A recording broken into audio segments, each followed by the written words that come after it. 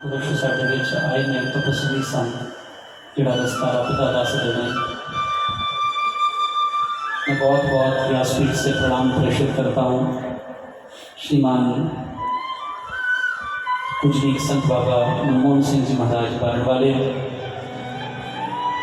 पिता गुरुदेव तुल्य, जिनका मैं सदैव सत्कार और वंदन करता हूँ, और परम तपस्वी तपभूमि की एक महान नूरानी ज्योत, जिन्होंने तपस्या से, सेवा से आपकी चंडीगढ़ पंचकूला मोहाली की धरती को सिंचित कर दिया है, नाममय कर दिया, और सेवा करके आज तो मैं दर्शन करने गया स्थान के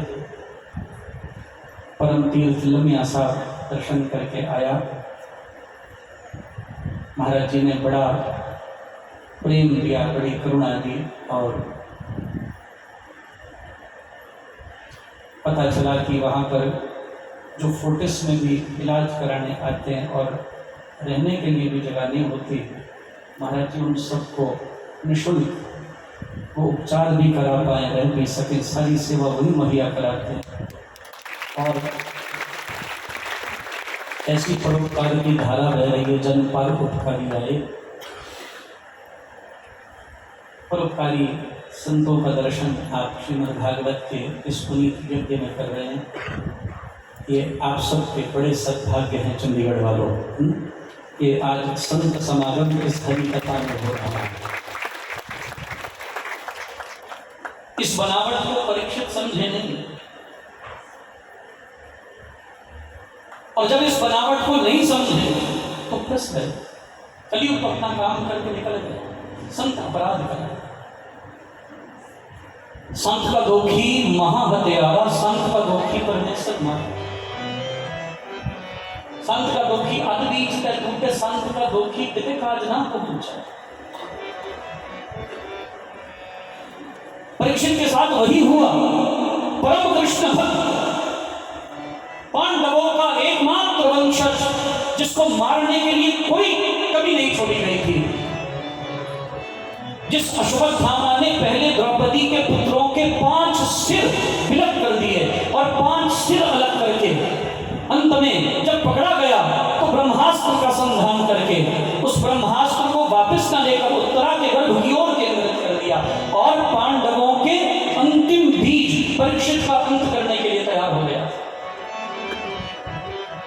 वो परीक्षित जिस पर भगवान ने गर्भ में कृपा करके सुदर्शन चक्र से ब्रह्मास्त्र को काटकर जिसकी रक्षा की थी गर्भ में, जिसने पैदा होते ही मेरे और आपके ऐसे नसीब नहीं, उम्रें बीत जाती है भगवत दर्शन की चाह में, लेकिन भगवत दर्शन नहीं हो पाता, काम नहीं रह जाता। लेकिन परीक्षित के भाग्य देखिएगा, जो आया इसकी गोद में पैदा हुआ तो गोविंद ने उठा लिया, पैदा हुआ तो ठाकुर के हाथ में, मृतक पैदा हुआ, सारा पांडव कुल निराश खड़ा। मेरे आपके भाग्य से भगवान की गोद में आया, केवल भगवान की गोद में नहीं आया, भगवान ने मस्तक पर हाथ सहेजा। भगवान बोले, परीक्षित जागो, परीक्षित जागो, जिसको नाम भी कृष्ण से प्राप्त, गोद भी ठाकुर की मिली, और जब आंखें खुली ना तो सबसे पहले हमारी तो ये लालसा है, बार बार मुनि जतन करा हूं और अंतराम का आप अपना ही। मुनि लोग बार बार यत्न करते हैं, लेकिन आखिर में मुख से राम नहीं निकलता, लेकिन इसने आंख खोली तो सीधा भगवान कृष्ण को देखा, भगवत दर्शन किया। और महाराज ये परीक्षित आज कली के पास में कुसंगति में आकर एक अनर्थ कर बैठा, संत अपराध हो गया। और संत का दोखी अध बीच टूटे। जो संतों का अपराध करता है उसके किसी कृत्य की कभी पूर्ति नहीं होती, वो आगे नहीं है। संत का दुखी के काज ना पहुंचा। संत अपराध की 13वीं अष्टपदी में बड़ा महा भयावह परिणाम वर्णन किया गया। और मैं चाहूंगा आज महाराज जी आपको प्रकाश डालें कैसे संत महिमा।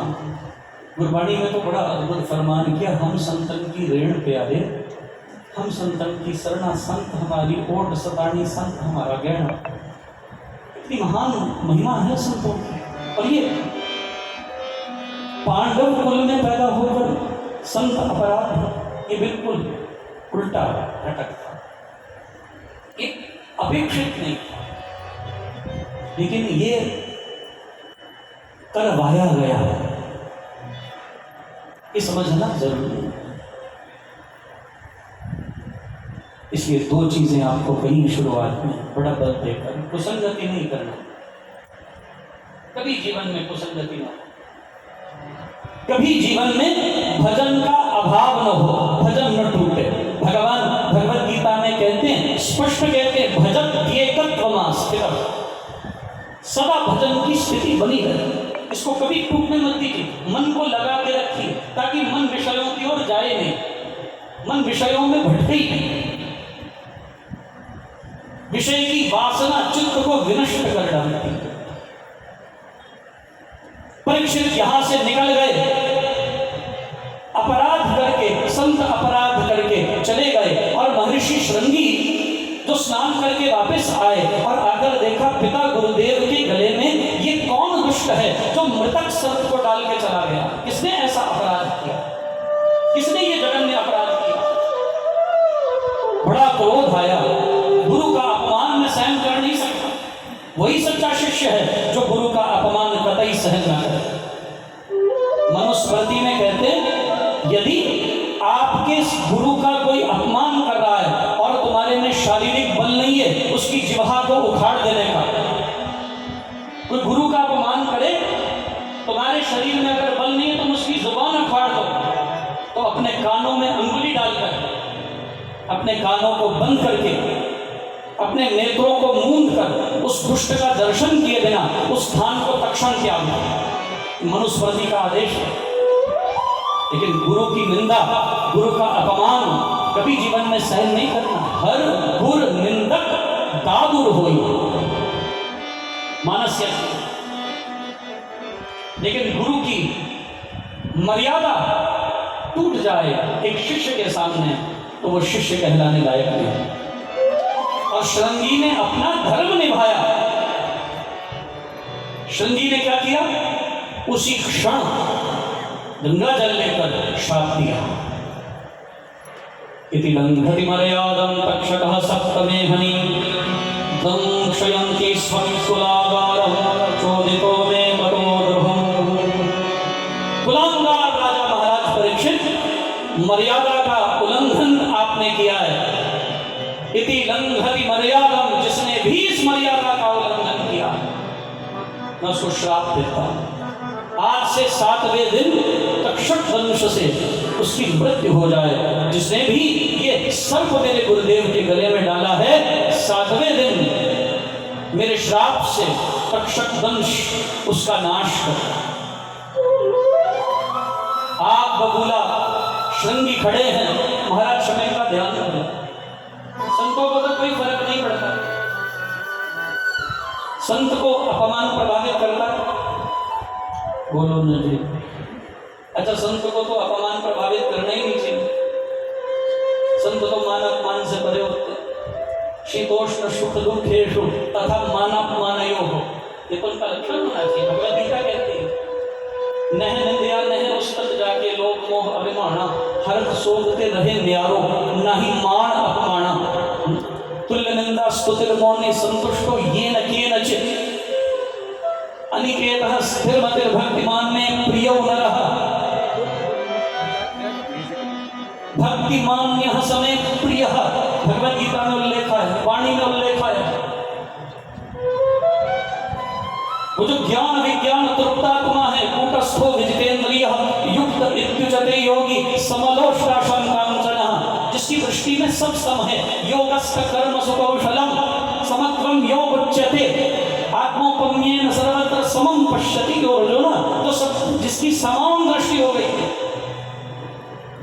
एक दृष्टि का संसार जाने जो कि कही है सोई गली जोगना होई। बातें करने से योग सिद्ध नहीं होता। गली जोगना होई एक दृष्टि का संसार जाने जोगी कही है सोई, अंजन माहे निरंजन रही है। बातें करने से योग आ गया, योग की सिद्धि हो गई। वाणी फरमान करती बातें करने से योग की सिद्धि नहीं होती। योग सिद्ध होगा एक दृष्टि अर्जित करने से। जिनकी एक दृष्टि हो गई है, आज हम महाराज जी के साथ बैठे थे, महाराज जी विचार कर रहे थे सब गोविंद है, सब गोविंद है, गोविंद बिन नहीं कोई। एक सूत बन सत सहंस जैसे ओत पोत प्रभ सोई। सब गोविंद है, सब गोविंद है, गोविंद बिन नहीं कोई।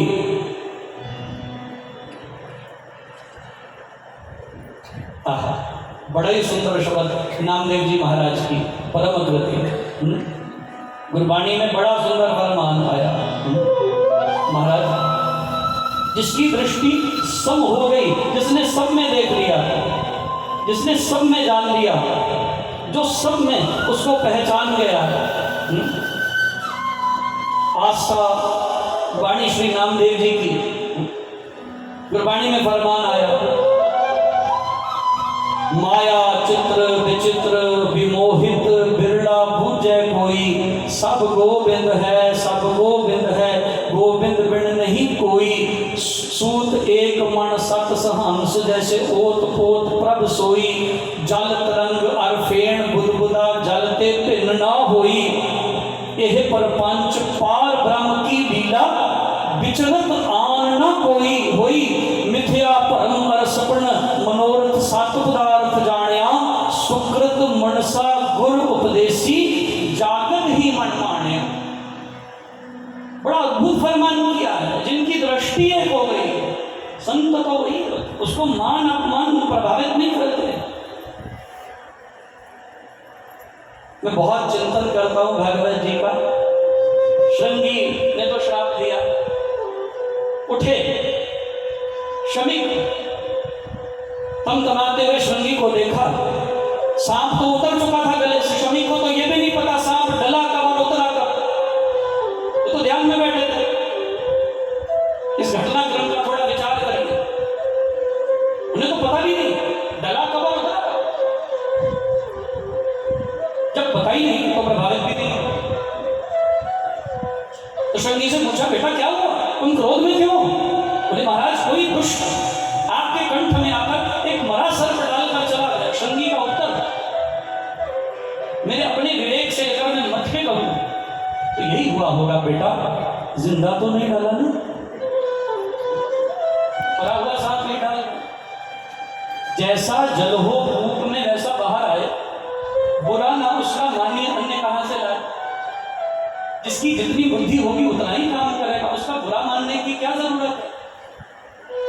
महात्मा बुद्ध को अगर कोई गाली देता तो महात्मा बुद्ध स्वामी जी महाराज के शब्दों में उसे उत्तर देते हैं, गाली दाता बोला ऐसे रहे उस पास दे दो जैसे।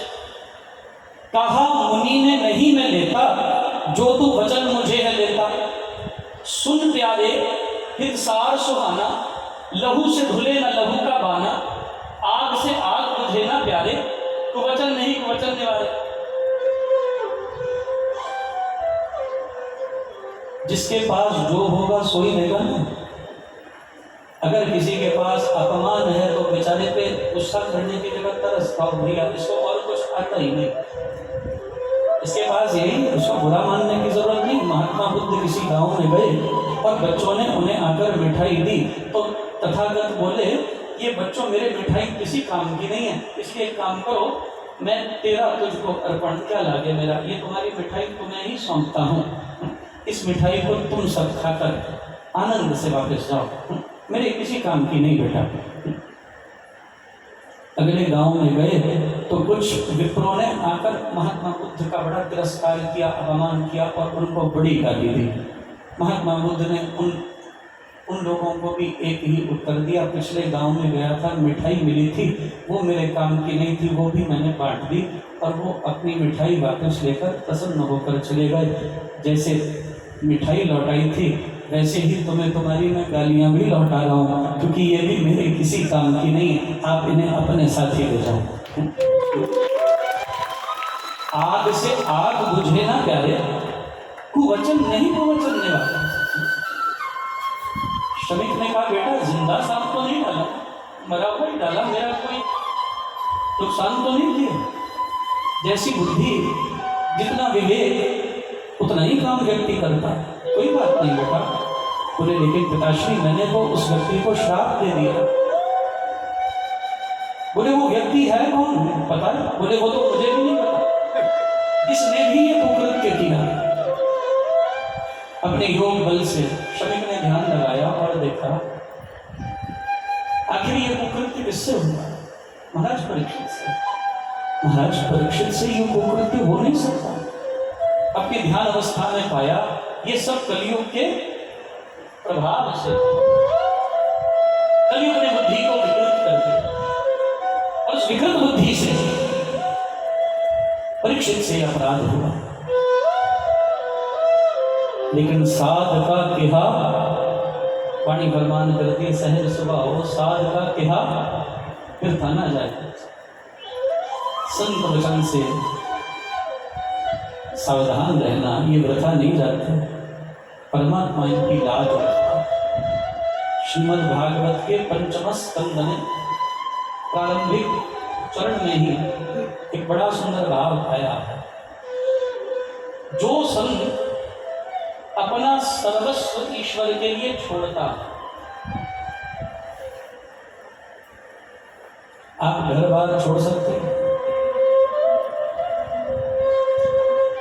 छोड़ सकते हैं, अपने माँ बाप छोड़ सकते हैं, अपने भाई बहन छोड़ सकते हैं, अपने रिश्तेदार छोड़ सकते हैं। महाराज बड़ी जबरदस्त बॉन्डिंग है। 2 घंटे निकलने से पहले घर में 100 बार सोचते हैं घर में पीछे क्या करता होगा। श्रीमद् भागवत कहती है जो संत परमात्मा के लिए सब छोड़ते हैं, परिवार छोड़ते हैं, धनार्जन छोड़ते, भिक्षा मांगते, कमाई त्यागते, भिक्षाटन करते। जो संत परमात्मा के लिए विषय वस्तु का त्याग करते हैं, नियम मर्यादा में आते हैं, आहार शुद्धि करते हैं, सत्व शुद्धि करते हैं, आप उनकी क्या तुलना करोगे?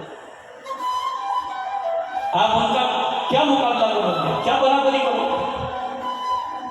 जिन्होंने सब कुछ छोड़ा, माँ बाप भाई बहन रिश्तेदार मित्र बंधु, एक नाता किससे किया?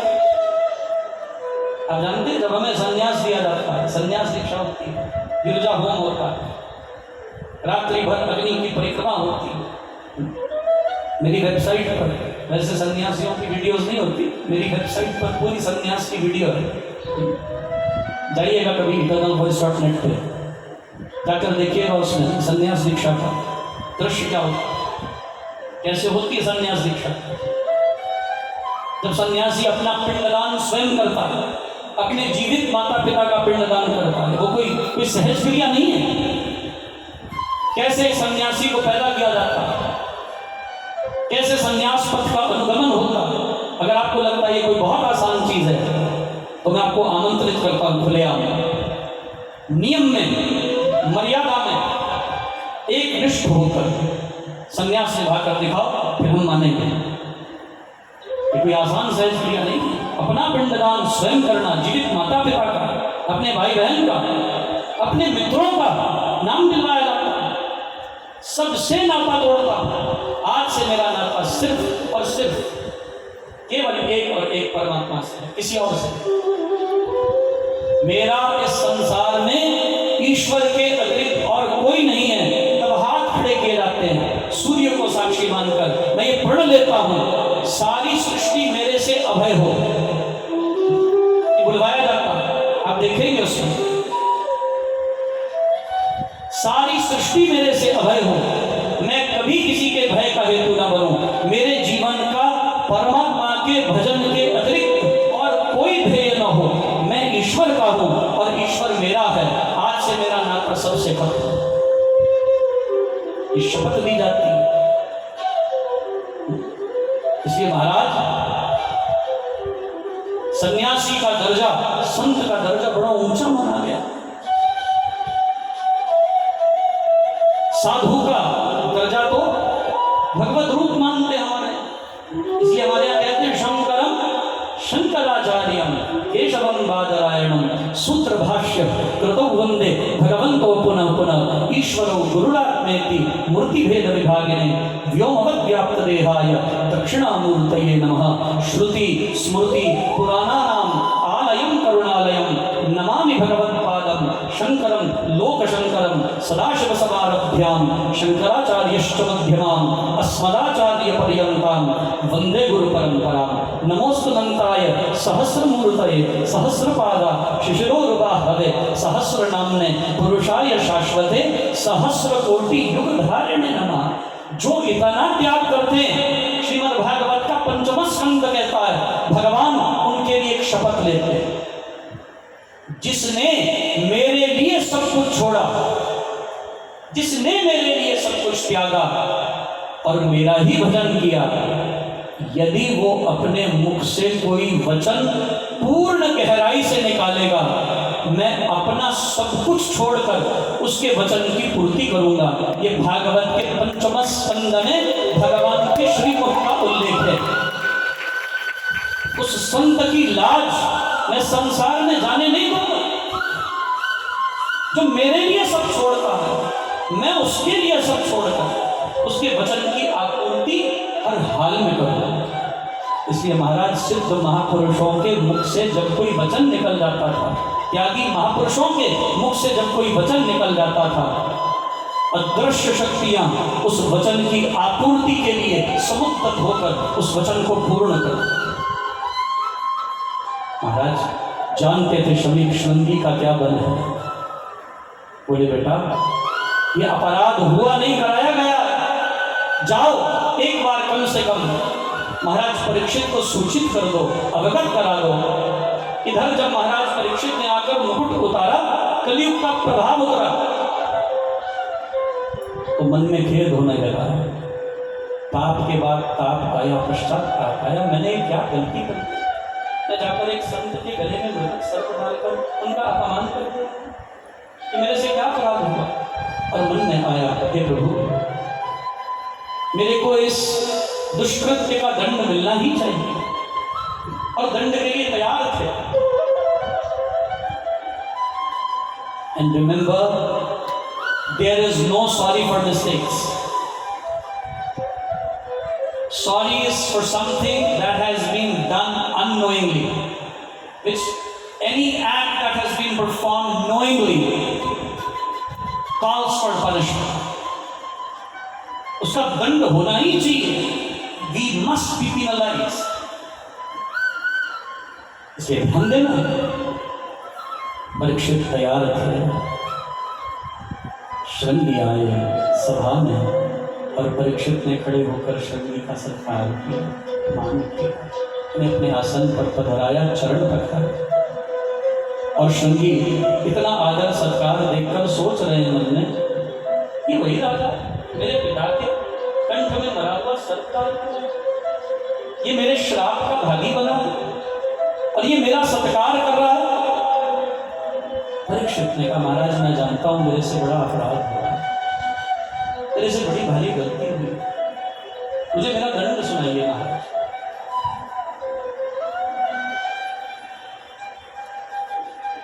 श्रृंगी परीक्षित को बोले, हे परीक्षित मैंने तुम्हें आज से 7वें दिन तक्षक दंश से मृत्युदंड दिया।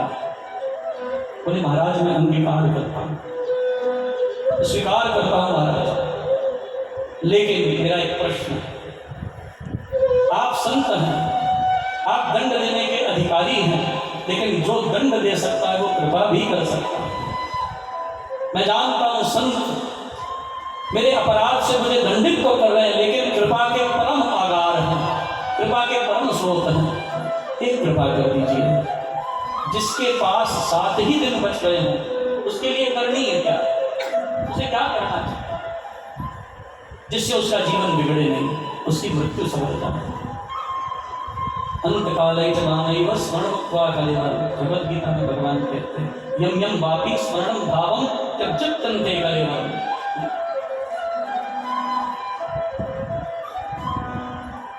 तब शृंगी ने परीक्षित को कहा, महाराज आप बड़े विवेकी और सधे हुए राजा लगते हैं, और मुझे विदित हुआ है अपने पिताश्री से आपने ही ये कुकृत्य कलिकाल के प्रभाव में किया। अब कुसंगति निवार कर सत्संगति करो, अब सत्संग करो, सब कुछ छोड़कर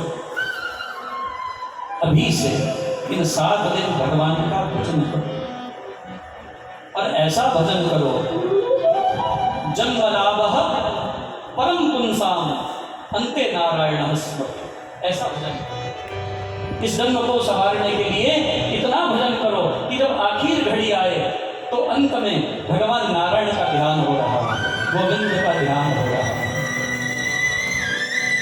इतना तो करना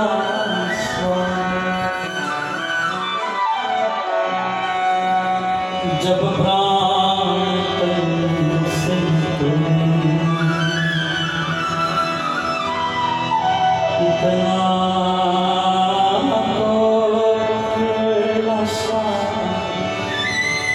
जब प्राण तन से तुम्हें, गोविंद नाम लेकर प्राण तन से, गोविंद नाम लेकर प्राण तन से, इतना तो करना सामने जब प्राण तन से गोविंद नाम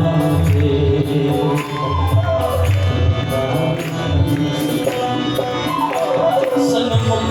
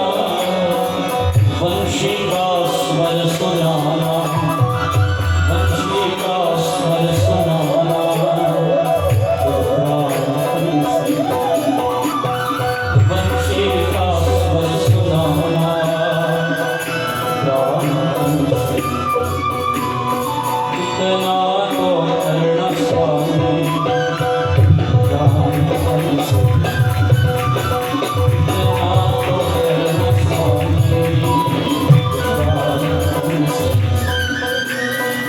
एक भक्त की है अर्जी, एक भक्त की है अर्जी, खुद गर्ज की है गर्जी, खुद गर्ज की है गर्जी, आगे तुम्हारी मर्जी, आगे तुम्हारी मर्जी, कृपा हमसे, आगे तुम्हारी मर्जी, कृपा हमसे।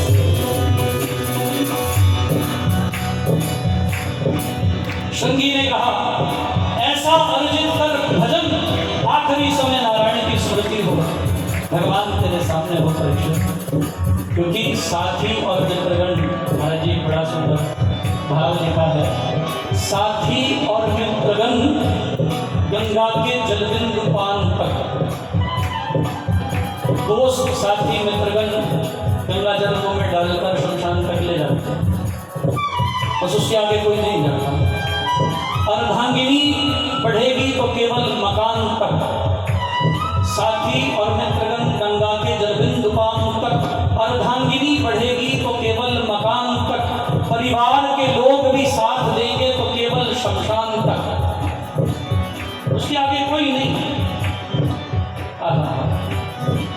और बेटे भी हक निभाएंगे तो केवल अग्निदान तक, उसके आगे फिर तो धर्मराय जब लिखा मांगे क्या मुख लेके जाएगा, राम सिमर पछताहेगा मन धन जो का गर्भना तीजे कागज जो तल जाएगा, सिमरन भजन दया नहीं कीनी कौन छोटा खानेगा, कहत कबीर सुनो भाई साधो साध संगत कर जाएगा। जा किसी संत की शरण में